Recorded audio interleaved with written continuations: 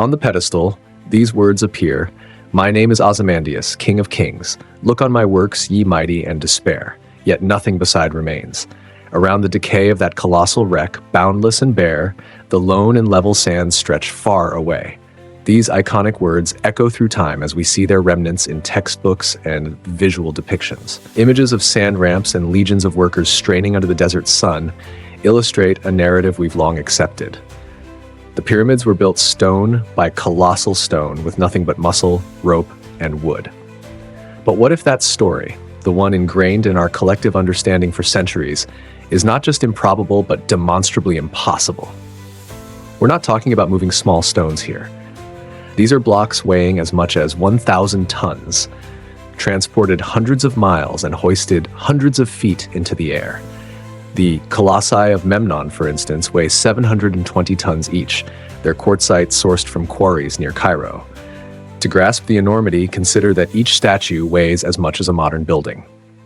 How were they moved over 400 miles? Then there's the shattered remains of a statue that once weighed over 1,000 tons, a single piece of granite.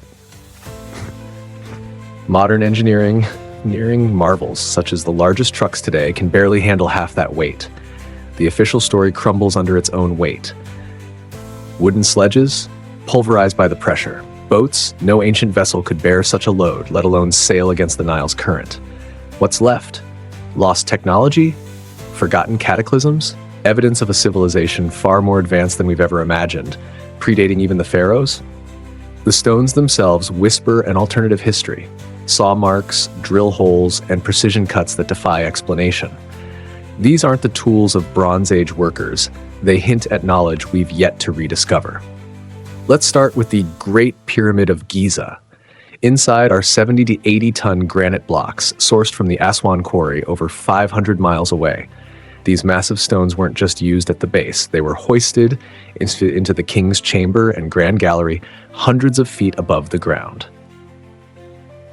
The Diary of Mirror, a 4,500-year-old papyrus, describes transporting limestone by boat, but these were smaller blocks, moved much shorter distances, a far cry from the colossal granite blocks that form the pyramid's heart.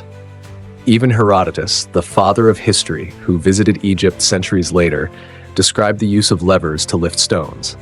But could levers and rudimentary tools really explain such feats of engineering? Giza's giants are dwarfed by other enigmas, such as the Colossi of Memnon in Luxor. Each statue weighs 720 tons and stands over 60 feet tall. Their pedestals alone weigh hundreds of tons. And here's where it gets stranger. These statues were carved from quartzite, quarried near Cairo, nearly 400 miles away by road. Mainstream explanations falter under scrutiny. No evidence exists of ancient vessels capable of carrying such weight. Wooden sleds? The sheer load would crush the wood into the earth. We're left questioning basic physics and the capabilities of Bronze Age technology. Did they possess advanced tools now lost to time? Or did these wonders emerge from a civilization far older than dynastic Egypt, equipped with knowledge and technology beyond our understanding? Consider the Ramesseum. Within its ruins lie the shattered remains of a statue once weighing 1,000 tons.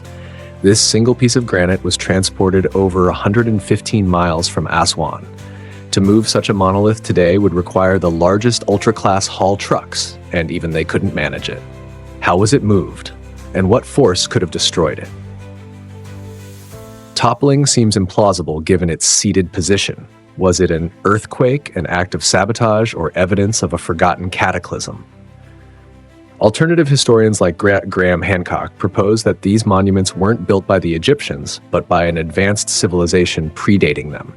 They point to the precision of the cuts, the alignment of the pyramids to cardinal directions, and even celestial correlations with the constellation Orion.